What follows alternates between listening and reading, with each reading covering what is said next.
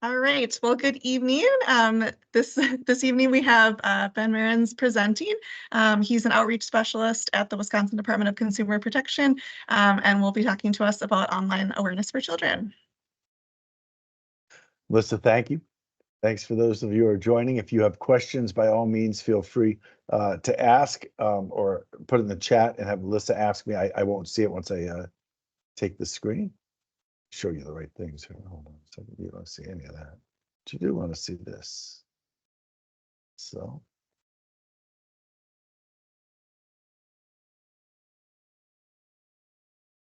So, are you all seeing this? Yes. I've learned to ask only because I did 10 minutes a couple of weeks ago. And somebody said, "Are you under the impression we're seeing your power problem?" I'm like, "Yes." I go, "We're not." So as Melissa said, I work for the state with the Bureau of Consumer Protection. It is within the Department of Agriculture, Trade, and Consumer Protection. And Children's Online Awareness is one of our newer revamped programs. So we talk about all sorts of topics. Safe online shopping is our newest. Consumer protection for young adults when we're going to high schools, and we have a middle school presentation. We talk about common scams, and we talk about identity theft, some landlord tenant home improvement motor vehicles. So that's the commercial. If you know of other groups that would like us, we go all over the state, mostly in person. We can do virtual as well.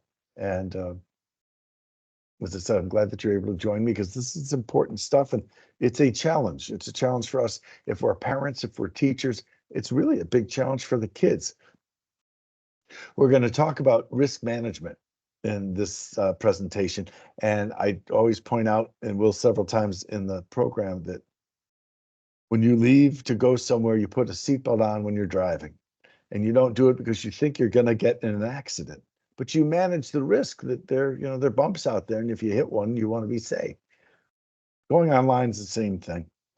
And how do you wear a seatbelt when you're online? Well, for the older people, they're not sure what the heck they're doing. For the younger people, they're racing at it because they do it so intuitively. It's just all about speed. So we're going to talk about how do we slow it down. So the two main messages I give in every talk, and I'll give it here to start, is it's critical that we control the flow of the communication we're having. So know who you text, who you email, and who you're speaking with. And if you're online, know where you are. For adults, it's a lot easier to go look at that. For kids, they're not really all that interested in it, but they need to be somewhat concerned, or we need to have the oversight to be concerned about where they're going, how they're getting there, and who are they dealing with when they get where they're going. And the other is to respond and not react. And the difference is maybe 15 seconds. So you get a link, click here for a free this. Well, you're a kid, it's free. Here's a link, boom, hit it. But we all know that no one gives you anything for free. So if it's something online, they are trying to get access of some sort. What that is what we need to be concerned about. So, and I really believe the good is far better than the bad and the ugly, but there is the good, the bad, and the ugly of being online. There's risks. It's also a way of life now. The online world can feel anonymous. And for a lot of us, it is. But there are people who we know, and there are people who know us so they can see what we're doing. And no matter who we're dealing with, whether you're a kid or adult, you're accountable for your actions. And we talk about this with our kids so they realize that you won't necessarily get punished, but how you behave is part of your character. And we're raising kids to have character. That for many of them starts as early as it starts when they're online, even though at early years they're not online as much. Some kids are online pretty fast. People online, like people in the real world, have bad intentions. We have been taught, and we teach our kids, if you go to the park and there's somebody you don't know, an adult, you probably are not going to go up to them. And if they come up to you, you want to tell another adult that an adult is coming up to you. It's been that way for many decades. It's even more so today. Online, though, they're bullies, they're predators, they're hackers and scammers. All of them may target children. All of our children are not targeted all the time. Neither are all our elders, neither are we. How do you reduce your risk online? Well, how do you get the kids to wear the seatbelt? You want to talk to your kids about how they communicate offline and online, and encourage them to think critically about what's in front of them. So parents and guardians help keeps kids safe online and feel safe by talking to them about their internet use, not just telling them what to do, but asking them what they do. Talking about what's an okay, say healthy here, an acceptable use of computer time. That there's only so much time in a day and only so much of it should be on the computer. Although, again, as the kids get into the first several grades of school, all of a sudden they're on the computer. And by the time they get to high school, they live there. So we've got a set window to really work with kids to teach them about online dangers and teach them how to be safe. And the challenge is to let them know there's a lot of danger out there, but there's also a lot of great stuff out there. And we just want you to get to the latter and deal with the former. So something else that we advise parents is learn as much as you can about the internet to help both you and your children make informed decisions. That doesn't mean you have to become an IT expert, but know some basic stuff. There are classes you can take. You can just ask somebody on YouTube for a video to explain it. Your computer providers have classes now. There's a lot of ways you can learn. So some of what we do with the Bureau of Consumer Protection is we often work with the Federal Trade Commission, and they have an amazing array of both written content and video content on their website. They talk about the idea that as tempting as it is to get through one thing to get to the other, when it comes to conversations with our children about being online, don't rush through them. Try to make time where you could deal with the conversation and put everything else aside. And being patient. It's really hard with kids. If you're a parent, you know it doesn't make a difference how old they are, what the issues are. Our job is to be patient and be patient and be patient again. And at the same time, key information you'll want to repeat, especially for kids. Little kids need to hear new information in small doses many times. For adults, it can be really hard and monotonous. And as parents, hard, monotonous sometimes is what we have to do.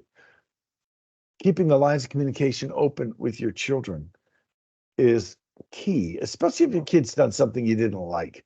You can explain why you found it inappropriate, but not yell at them and not sanction them or punish them. And know that the earlier you start these conversations, the better it is. Because with little kids, you need to sit with them when they're online anytime. It's like, yeah, but I'm really busy. Well, I get it. This is resculpting your time in a new normal, which when you're sitting with a kid, because they're online, they're engaging, and maybe with strangers, and you want to make sure they know how to do that. If it's half an hour before dinner and you say, go watch TV, it's pretty safe. But if you tell them, go online, I'll call you when dinner's ready. If you're not sitting with them regularly, you don't know where they're going or what they're doing. That's where the trouble comes in. You want to join in on the digital activities. You want to ask questions and learn with the children, your children. You don't have to know everything ahead of time. I mean, they're figuring it out as they go. So will you. When you're talking about tweens and teens, the most effective strategy is make sure you did what we talked about on the first half of the slide. Sit down with them before they're that age. When I started this job in July of 2022, I met with the police, the Milwaukee police, and I said, I'm planning to do a big outreach to high schools. And they said, it's really too late. If you want to make a difference, you want to deal with the middle schools. I go, okay. And for parents, you get the advantage of having the kids way younger than I'd ever get them as a consumer protection specialist. But that education for young children is critical, because once they have a habit with you of talking about what is appropriate online and how to check something or how not to click on something without knowing what you're doing, when they become teenagers, hopefully they'll say, you won't sit with them every minute they're there, but they may come across something and realize it's okay to tell mom or dad about this. It's okay to ask my guardian what she thinks or he thinks this is.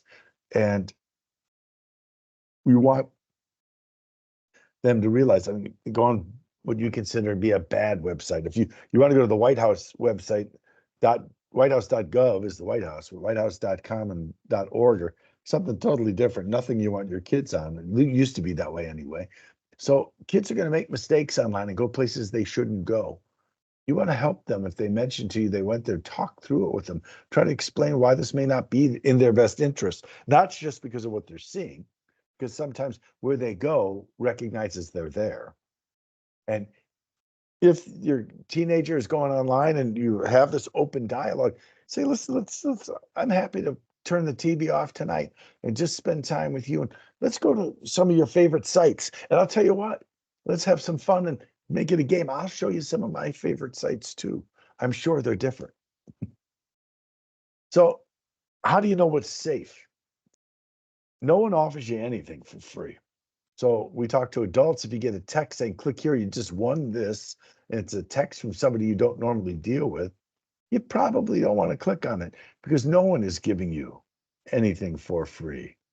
Online, if you're dealing with free games or ringtones or other downloads offering you something, they also have cookies on them, potentially that track where you're going or what you're doing. Or on the darkest side, they can hide malicious software, malware, and now you got viri on your phone because you downloaded something that was supposedly free. And if it's something with a virus, it comes with a high cost. This is another thing. Your kids are going to be online and they know a lot more than we do about what's out there, what's the new thing that's out there. If you download any software, games, music, any content, you want to talk to your children about what are you getting and what are you doing with it? Because it's a lot easier just to grab stuff online, sitting in your room, than going out to stores and grabbing stuff off the shelves. And often the kids can be doing this without your oversight versus when you walk in a store with them, you see where they are. So you want to ask them about what they download or talk to them about how to download. Your devices have software updates and you may want antivirus software. I don't recommend any just because I'm a state employee. It's not to say you shouldn't have them. I just don't recommend one versus the other. What we do recommend is if you're on the iPad or the computer with your child, you may want to check with your provider or your server to ask what they recommend. So if you've got a Mac, go to Apple. If you have a non-Mac or even a Mac, go to Best Buy and they will recommend antivirus software. They'll also let you know if it's time to update your software because when they update it, often they're putting in security devices. The one caveat with that is the email that shows you the OS update. Let's say it comes from Apple and the logo looks like the Apple logo and the letterhead looks just like all the other stuff you get from Apple. You need to make sure it really is Apple because sometimes people pretend to be something they're not and get you in trouble online. So we recommend you make sure you keep your device updated. But if you just updated it a month ago and all of a sudden you get an email telling you to update, I'd call the provider, make sure that that's real because if it happens too quickly, it usually isn't. We want you to download from known or reputable sites. Well, how do we do that? If it's not known to you, you can Google or search on Yahoo the site with a question mark about child and safety. The internet is a really great place to ask people about other places on the internet because if there are fraud going on or child risk going on, they're talking about it. The laptops have the opportunity to take more apps than the phones, so there's probably greater risk there. If you want to know what apps are okay for kids or for your phone or your laptop, check with the providers. Check with the people who know. So there are safeguards on your child's computer. The controls, parental controls, filtering and blocking, outgoing content block, time limits, browsers that are for kids limit where they go, search engines, the same thing, monitoring tools. Now, this is a lot. If you're not an IT expert, it doesn't mean you can't get to know some of this. It doesn't mean you have to understand all of it and use all of it. But there are things out there to help you. Passwords are a must, right? Passcodes are a must. But the issue always is, well, what password should we use? The most popular password in America today, unfortunately, it's password. And the second most popular is 1, 2, 3, 4, 5, 6, 7. The IT experts tell me the best password is complicated. So it would be something along the lines of Mary had a 7 little lamb ampersand whose fleece ellipsis comment question mark was snow is white dash. That's a great password, but I just said it and I don't remember it. And I say this talk all the time and I always change the complicated password because I can't remember it.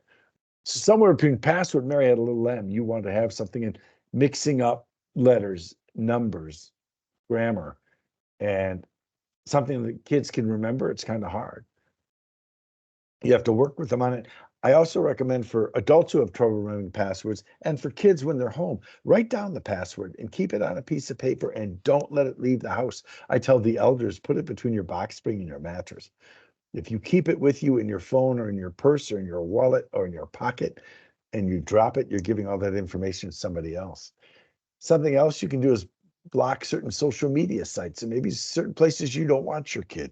And again, depending on their age and their emotional maturity, which is going to be different. It's not all about being 5 or 8. Some 5-year-olds are far different than other 5-year-olds, and some 5-year-olds may be closer to 8. Some 8-year-olds may be closer to 5.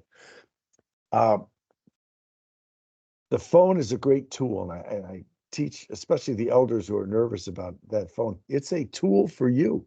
So you don't have to take calls from anybody. You can only use it to make calls. In the case of your kids, I mean, you can teach the kid how to push the button, say, call home, and the phone number is plugged in, or school, or the police department, or Aunt Jane, or Uncle Joe. So you can program the key phone numbers in for the kids and then show them how to use it. It's pretty simple. God forbid they're out somewhere without you and they have their phone and they're in trouble. How nice it is they can just basically, put their thumb on the button and say, Siri, call mom, and boom, they've got you. And that should be comforting to you as a parent and very much for them. There are ways to limit the global positioning satellite settings, the GPS, especially on photos and social media. So they don't necessarily know where you are or what time and what date the picture was taken. So if you post a picture, somebody can't then use the information on it to see where you've been.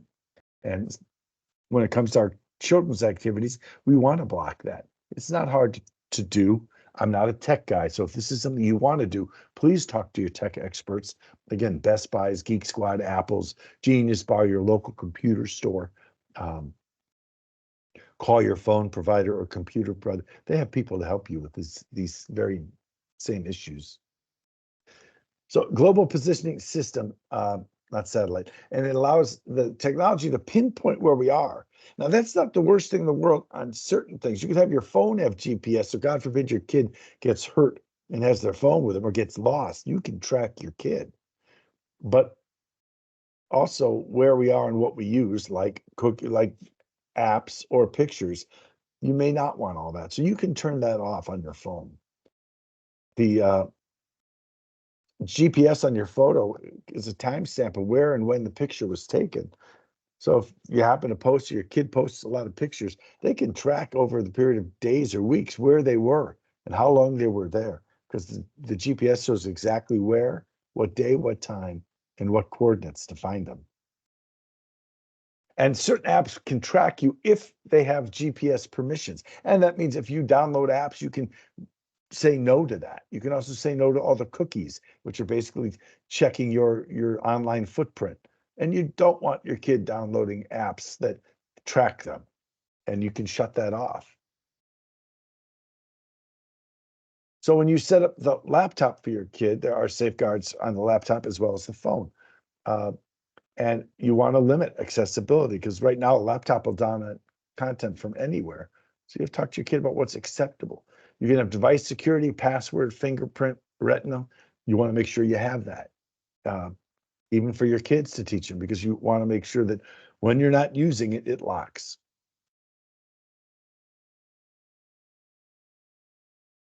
So where your kids use the internet, we talk about this a lot because that will determine what they're doing there. So if they're at school, the school has certain safeguards about where they can and can't go. And because they're at school, you can't, these days, you can't say you can't have your kid on the computer. That's where the world is. But you want to know if they're using the computer at home where you have direct access to what they're doing. At school, in which case, at parent-teacher conference, that's a good question to talk about. Or maybe at the home of a friend.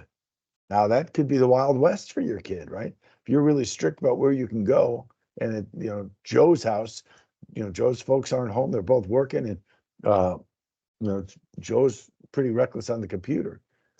Talking to your kids about which kids they know go online with them and which kids they know go places that we've talked about we don't think you should go. Talk about what do you do?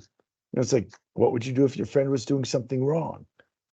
Shoplifting. You would say, don't do that, or tell somebody, this is wrong. Online, it's the same thing. Your kid, if the other kid's always going to bad places, your kid has to know that you shouldn't stay with that kid. Call me, I'll take you home. And again, as they get older, they use the devices for all these things: apps, gaming online, homework, social media, emails, texting, just like we all do. The time to help keep them the safest, how to initially wear a seatbelt online, is when they're young. And the younger you work with them, the better off it's going to be for them and you, because as they get older, they may come to you and say, I have a question about this offer. I don't know if it's a scam, or I was on this website, but I think it's not good for me. I mean, they've got to know it's okay. Or I was on this website and we've talked about it, and after I got on, I realized you probably wouldn't like it. Your reaction hopefully then isn't, I told you not to go on that website. It's, well, why don't you tell me what it is? Let me go on it. We go on it together, maybe. And we can talk about why it's not good for you. And depending on what it is, you may visit with them and discuss why this isn't good. And it may be stuff that really you don't want them to see, in which case you look at it first. Social media habits, I point out this to all the adults I talk to, that realize social media is not the same as sitting in the conference room or the living room with your friends and talking about your life. Social media posting is more like putting your information on the billboard where lots of strangers will see it and some of your friends will see it. So when we're dealing with our kids, we have to let them know, if you're posting anything, you're going to be telling it mostly to strangers. And if you didn't know somebody and they were sitting down next to you on the bench at school or in the living room in our house, would you share the information? Because if you wouldn't tell an absolute stranger you're looking at face to face, don't share it on social media. And it can be hard to know who you're engaging with online. So it can be hard to know what you're sharing. So what's the safe out? Don't share as much as you want. Realize there's a limit to what you should share.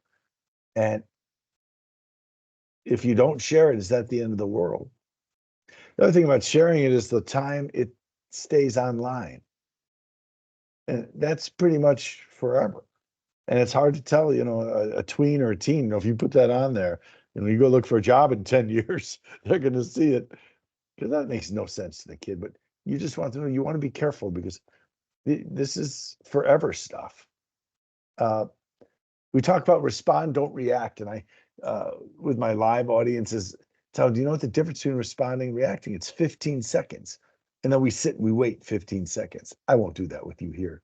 But you need, as users of the internet, to be careful to respond and not react. They say, oh, you want a Wrightstown school district hoodie, click here. Thank you for attending today's consumer protection seminar.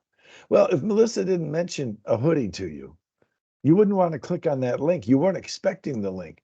And she didn't tell you she entered you into a raffle for the link. And if you didn't enter the raffle, you didn't win the raffle. So before you click on the link, ask the sender if they sent that, why they sent it. In this case, let's say it allegedly came from Melissa. You wouldn't click on the link to Melissa from that email, but you could call Melissa or email Melissa and say, I got a message from you about a hoodie and a link to click on. Did you send me that? Because if you didn't expect the link, you shouldn't click on it until you confirm it's okay to click on it. And that includes photos and songs in the message. One of the common scams, and especially for kids who are online. Hey, check out this video. I think you're in it. What 12 or 13-year-old kid isn't going to jump? I want to see a video. I was in it. here's a video from the game last night. I think you're in it. And you were at the school basketball game. But you don't click on that because you don't know who sent it. And if you do know who sent it, you make sure you contact them, because that is almost always a scam when it's phrased like that. And again, the sooner you can begin talking about internet and computer safety with your kids, the sooner you begin to reduce the chances they'll get tripped up by a scammer online or approached by somebody you wouldn't want them to be engaging with. And it is a challenge. None of what I'm saying is simple, because the kids get online fast. They learn it from school. You can't say, well, we're in our family, we don't go online, because today that would be impossible to raise your kid that way. But you can say, in this family, here's how we go online. That takes some planning on your part and practice and working with your kids on it. And again, after today, I tell people this isn't everything. This is a good start. After this, if you still have questions, you can always call me or our hotline, which have experts to help you with it. The Federal Trade Commission and the Department of Ag, Trade, Consumer Protection both have tons of fact sheets and videos and data about this. So you're not alone, even though you sit through this and then we're done. There is still more here if you want it. Online gaming, again, this is one of those things where it's hard to say you can't do it. But at the same time, we want to be careful with what games they play. Some of them you just play by yourself. But there are people who tell me they download a solitaire game. If you're not sure where you download it, there could be a virus on it. So what's seemingly the most innocuous game out there, you just sit and play a card game with yourself. The games we're talking about, though, online may have many players. And it may be people you know. It may be games where you can make purchases. It may be games where there's a camera, so you can have the webcam access and people can see you. Maybe you don't want your kid to be seen yet. And if they're playing in their room and the camera's on, now everyone's seeing their room. So, and again, for most kids who are playing with their kids, who cares? But for those who may mean to do harm or ill will, excuse me, you may not want your kid's room on the internet. If you're playing with games, you say well-known games. Well, if you're just having a kid now, maybe you don't know what the well-known games are. Go online and ask about the games you're seeing, or ask what are well-known games, or call our hotline, or call the Geek Squad at Best Buy. There are all sorts of experts who will talk to you about this stuff. In-game purchases, when you play a game, sometimes you can buy more time, or you could buy to the next level, or make an automatic payment. You don't want your young kids doing that, because it involves some sort of exchange of information and money. And as your kids get to the point where they do this, you want to talk to them about how do they do it. You get to certain gaming chat rooms, you don't know who's on there, but they're all talking. And you get to a certain age, and it may not be anywhere near G-rated. How do you know? Well, maybe you go on there first. And all of this, by the way, is adding time that no one seems to have. But now we have to learn to make time for this, because this is critical stuff. And if you put that time in the front end with young children, by the time they're teenagers, you've done work you can trust. It's sort of like, how many hours do you sit next to them in the car when you're teaching them to drive, and make sure they know how to brake fully and stop at the stop sign and merge on the highway and all the things that scare the heck out of parents. Well, this is like that, but it's a longer process and it starts a lot earlier. So there is a law, the Children's Online Privacy Protection Act, known as COPPA. And the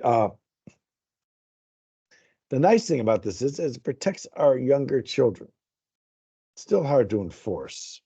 And if companies break it, then your recourse is to somehow engage with legal actions, but this is after the damage is done. But you want to know where your kids are going, and you can check with them, make sure they're following COPPA, which basically gives parents control over what information is collected by companies for their children under the age of 13. And if they're online. So sometimes you have the right with the younger children to opt out of things. In that case, they have to follow it. But you have to know, where is your kid going? What do they do on the sites? What kind of information do they ask for? So if certain websites that are fine for kids, but they have birthday clubs or they have some sort of email subscription.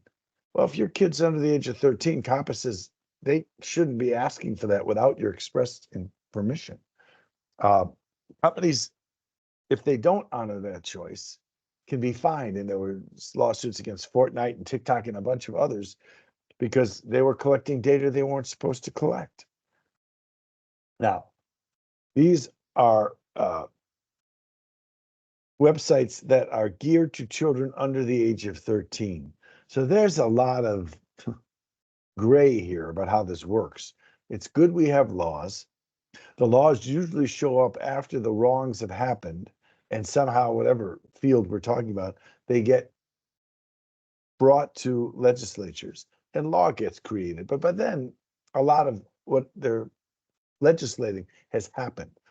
So what's the best way to make sure that your children's information isn't being used by companies when your child's under the age of 13? It's not just accepting that COPPA is going to protect them. It's a protection. But just like you put a seatbelt on, you also make sure the horn works and the brakes work and the lights work. So here you want to make sure that your child's being careful about where they go. They go where they go with you when they're really young. You set up the blocks and the controls. And you teach your kid, no matter how old you are, certain information is your information. No one has the right to it. So if you're playing games with somebody online, you don't have to tell them when your birthday is. You don't want to tell them where you live. If you knew, you wouldn't share your social security number with them. And if they are buying stuff, you have to talk about how they buy it, so they're not just putting your credit card up online where somebody else is going to take it. So some of the takeaways for this are simply making tech talk part of your normal conversation with your kids is sort of what we need to do today, which we didn't necessarily do 10 or certainly 20 years ago. The younger the kids are, the better for them and for you. Set use guidelines and expectations, which means you have to spend some time looking at that, trying to figure out what is good, what is safe. Sometimes talking to the teachers at your kid's school on parent-teacher night about where their kids go when they're with them and what is safe and what isn't safe. There are basic computer classes, community colleges have them, Apple and Best Buy have them. Just asking somebody on YouTube, how do you do something? There's all sorts of ways to get help. We have a hotline. It's staffed Monday through Friday, 7:45 to 4:30. It's designed to answer any and all computer questions or consumer questions you have, especially if it has to do with computer use and your kids. And if we don't know the answer, we have a ready reference guide and we will know who to send you to. Spending time with your child on the computer, again, it may be a little monotonous, but it's really critical. And we advise that you don't see the computer and television as the same babysitter. Got half an hour before dinner and you want to have them go watch a kid's show that you know of, great. Because all they're doing is watching a show. But if you say, oh yeah, go online, now you don't know where they're going. The wonderful thing about the computer is you can be in Green Bay and talk to people in Green Bay, or talk to people in Manhattan, or the Back Bay in Boston. That's great. When we were kids, we'd get a name from the teacher, we'd write a letter to somebody, we had pen pals. And it would take a while, and it would take a while for the letter to come back. And over the course of a year, you'd have, a handful of letters. Now it's all immediate. That's good because we like things being immediate, but it has its dangers in that we don't know for sure who the kids may be engaging with. So we're teaching the tools of being careful with who they engage with, and partly going with them on that journey when they're really young. And hopefully when they're teenagers, they'll go on the journey. They'll allow you to come with them sometimes. Also, no matter what age, once the kid's been on the computer, every couple times you sit down with them, instead of saying, okay, I'm going to show you something, ask them, show me this about the computer, and let them be the teacher. Kids like that, great for confidence, and they'll also show you things you may not know they're doing, because you're not going to spend every minute of the day, no matter what age they are, on that computer with them, especially as they get older. There'll be less time that you can be next to someone on the computer. And whether it's you or your kids, giving out information online when you don't know exactly who it is, filling out a survey, providing data, could be a social media. Hey, everybody, what's your favorite dessert? Whether it's kids or adults, none of that information should ever be offered up freely. You don't know who's asking for it. You don't know how they're using it. And the sooner we teach our kids not to do it, the better they'll be as adults not to do it. And that's sort of a quick run through of all this, relatively quick, I guess. And I have time if you've got questions or feedback if you liked it or didn't like something. I'm still developing this, so please don't hesitate.